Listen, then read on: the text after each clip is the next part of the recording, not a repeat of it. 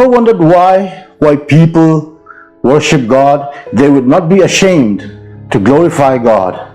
They would lift up their hands, kneel down, bow down, even prostrate, lay flat on the ground before God. It is because they know God. If you had known God, it wouldn't be a surprise because you would have done the same thing. This is Chicco and Renthlei, and welcoming you to Light of the World on One Vision Gospel TV. Jesus, Light of the World, brought to you by Chicco and Renthlei every Thursday at 8 p.m. on One Vision YouTube channel. God bless you.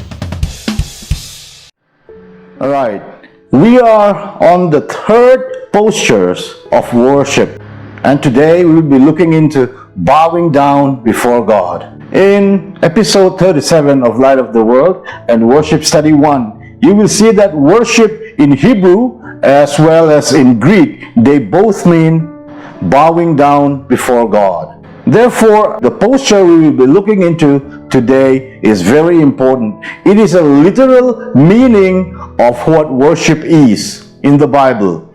And like we have said in episode 37, worship has appeared 8,629 times. And it also means the Bible talks about bowing down before God 8,629 times. How important is that? Amen. And so let's look into this. One who bows before God conveys an attitude of honor, gratitude, and faith, acknowledging that all things come from Him, from His hand. When Job suffered all the losses, he still chose to bow down before God.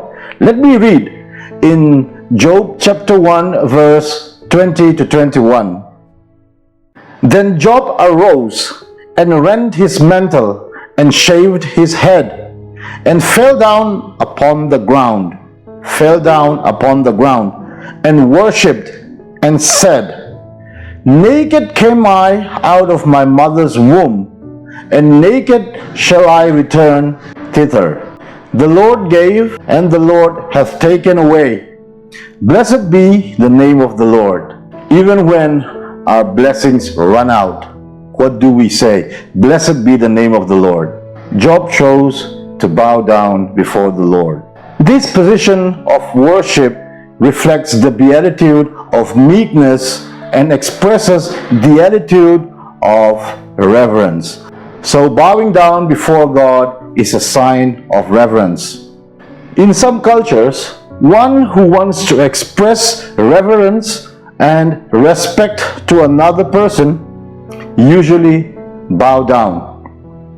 The deeper the bow, the greater the respect and the greater the reverence. It is an expression of worship and thanksgiving. When God answered the prayer of Abraham's servant, what did the servant do? In Genesis chapter 24 verse 52. When Abraham's servant heard what they said, he bowed down to the ground before the Lord.